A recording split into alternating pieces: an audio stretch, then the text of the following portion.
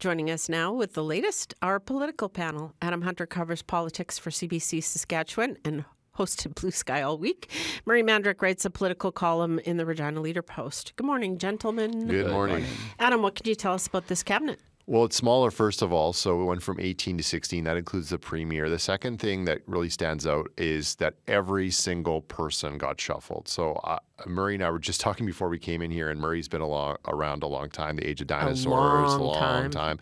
And he can't remember a time where this happened. So I think that raised a lot of eyebrows. The other thing that's going to stand out to people is Jeremy Cockrell and Everett Hindley swapping portfolios. So Cockrell goes from education to health, and Hindley goes from health to education. Terry Jensen gets moved to social services. He used an MLA briefly, was a cabinet minister, replacing Joe Hargrave. So a lot of sort of headline-grabbing moves, not to the least of which is everyone shuffling. I was looking at the Premier's post about his new cabinet on Facebook, and the most commented on person was Jeremy Cockrell, former education minister. What do you make of this shuffling? Yeah, as you know, I built cabinets. And a lot of them look like this. You're a real woodworker. Yeah, no, there's six guys laughing uproariously at that joke right now. So yeah, that probably does look like a Mandryk cabinet. But no, Cockrell moving upwards is surprising to a lot of people, and I think, as Adam mentioned, the switcheroo. None of us really understand, because we thought Everett Hindley was doing a pretty yeoman's work in a tough portfolio, which health is, which makes this even stranger, because this is a person that hasn't exactly shined when it's been empathy towards stakeholders, and that's the big thing, politically speaking, in health. Plus, you have to deal with a lot of smart doctors that know a lot more than you do, and I don't know if he's the right fit for that. That said, there was a lot of things that Scott Moe did that I think, under the circumstances, were the right things to do.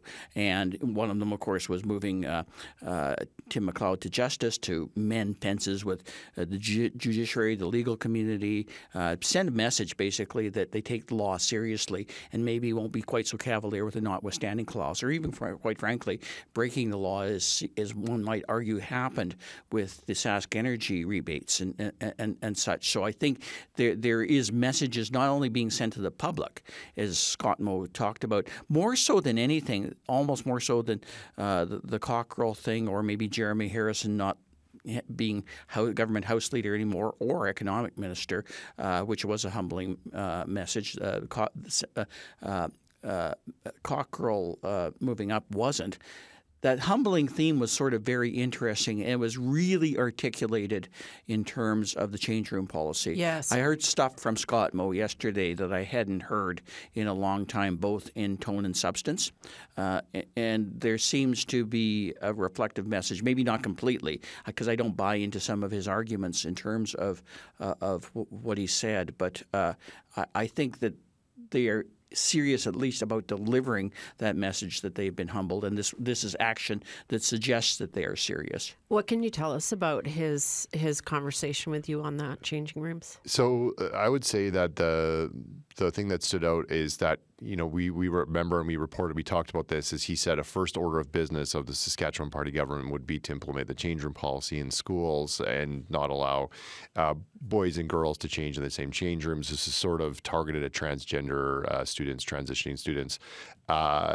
This kind of came out of nowhere during the campaign. It wasn't seen as an issue. It wasn't. I mentioned it wasn't in the platform. It wasn't mentioned as policy. Didn't come up in the debate. But the day after the debate, this was the first order of business. Now, yesterday, Moe said he misspoke when he said first order of business, that he should have checked with his people. He's got to be more reflective, and that this won't be the first order of business, that we have school board elections to come, and that they believe that the school boards are probably best positioned to handle this. As Murray said, he didn't go fully step back from it, but there seemed to be a different message than what we heard on the campaign trail.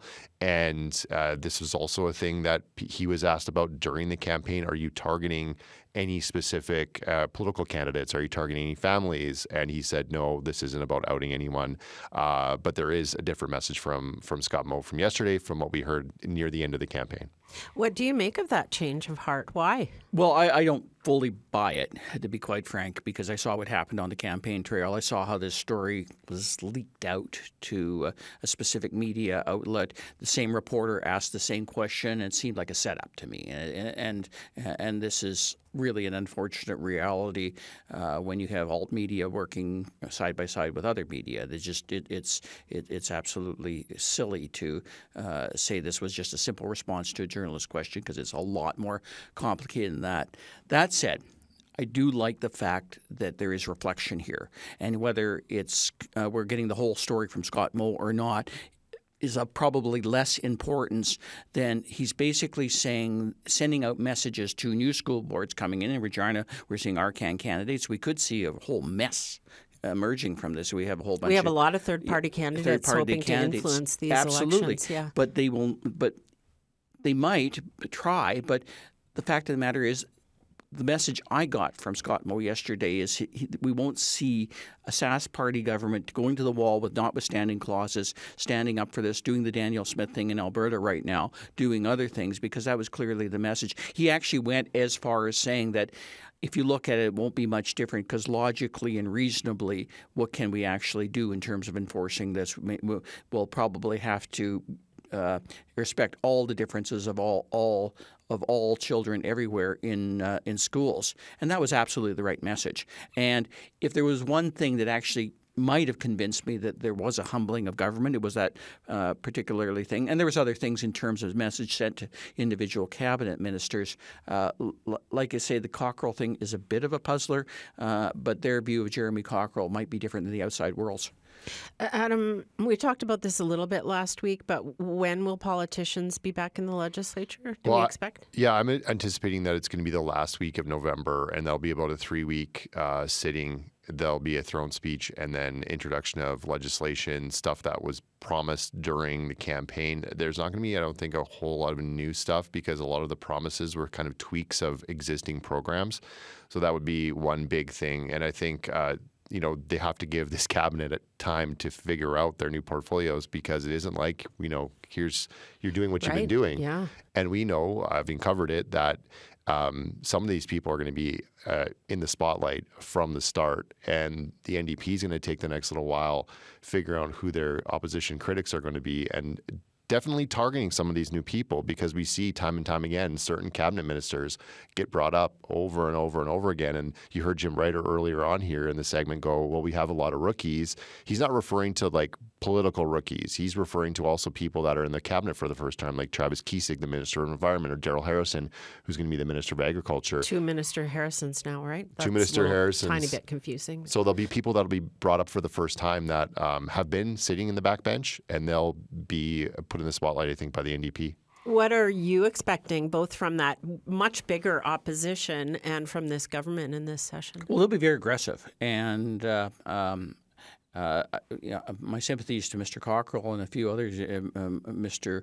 Hindley and a few others, because they are going to aggressively go after that. I'm also thinking we're going to see in the House, Scott Moe did do what he did yesterday, which is, in essence, take another bullet for the team, which he kind of did on the change room policy, because I don't for a moment believe that this was a spur of the moment misspeaking, as he said? Misspeaking, yeah. Right. I think that this was something urged to do as a political strategy.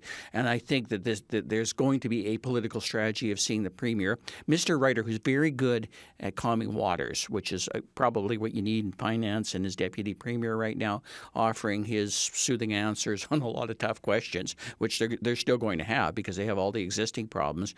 I'm interested in seeing how some of the rookies will perform, but they were actually pretty well placed in places where they're not going to be on the front line. There might be a lot of environment questions to Mr. Keese, but it's not really an issue here. Agriculture is a strong portfolio for them, so it's okay putting a rookie agriculture minister. I think parks and culture is a good place for someone like Alana Ross to start in. Maybe northern affairs and Métis affairs with Mr. Schultz Schmaltz would be a bigger problem. But generally speaking, I think they're well positioned. It'll be what you've seen in the past, where major ministers will be on the firing line as they were last time around, even though we don't have the Harpowers and the Morgans and the Duncans and a few other places. And I think yesterday was sort of an admission that not having those people around is a problem. Any speculation on the speaker, either of you?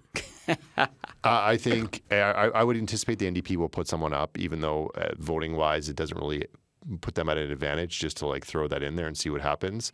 We haven't really discussed it either, but I think having Tim McLeod as government House Leader now, that's going to be a different tone setter than Jeremy Harrison or Laurie Carr. So I think that is probably someone who won't be texting the new speaker, would be my guess. Yeah, it's got to be a veteran guy.